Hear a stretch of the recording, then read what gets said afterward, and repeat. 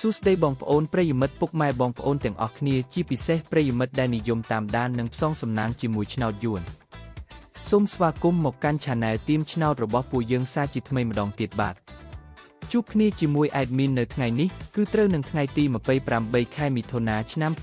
2025ពុកម៉ែបងប្អូនដឹងទេថាថ្ងៃនេះ Admin មានលេខល្អមែនទែនហើយក៏បានសម្រិតសម្រាំងដើម្បីនាំយកនៅក្របលេខពិសេសដែលមានសង្ឃឹមខ្ពស់មកចែកជូនបងប្អូនយកទៅផ្សងសំណាងហើយលៀបហើយជ័យហើយលុយចូលហោប៉ៅទាំងអស់គ្នាណាបាទប៉ុន្តែមុននឹង Admin ទម្លាយលេខតម្រុយឆ្នោតសម្រាប់ថ្ងៃនេះ Admin សូមចិត្តពុកម៉ែបងប្អូនម្នាក់មួយបន្តិចបានទេបាទសូមជួយចុចប៊ូតុង Subscribe ម្នាក់មួយព្រមទាំងចុច Like និង Comment ពាក្យថាហេងហេងនៅក្រោមវីដេអូនេះម្នាក់មួយផងដើម្បីជាកម្លាំងចិត្តដ៏ធំធេងសម្រាប់ Admin ក្នុងការខំប្រឹងរកលេខល្អលេខឈុតមកចែកជូនបងប្អូនដោយឥតគិតថ្លៃជារៀងរាល់ថ្ងៃ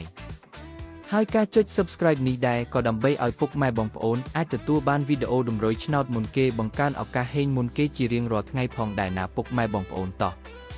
បើចុចរួចរាល់ហើយកុំឲ្យខាត់ពេលយូរយើងទៅមើលលេខសំណាងថ្ងៃនេះទាំងអស់គ្នា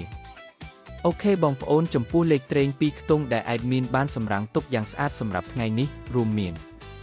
ខ្ទង់ទី1គឺលេខ15ខ្ទង់ទី2គឺលេខ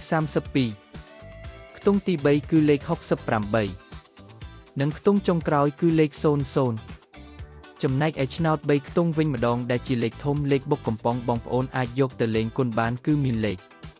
457គុណ271គុណនិងលេខ084គុណបាទ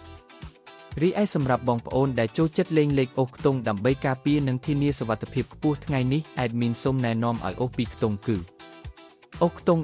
10និងអូសខ្ទង់60បាទដើម្បីកុំឲ្យបងប្អូនមានការភ័ន្តច្រឡំឬកត់មិនទាន់ Admin សូមបញ្ជាក់និងរំលឹកក្របលេខសំណាងទាំងអស់នេះជូនម្ដងទៀត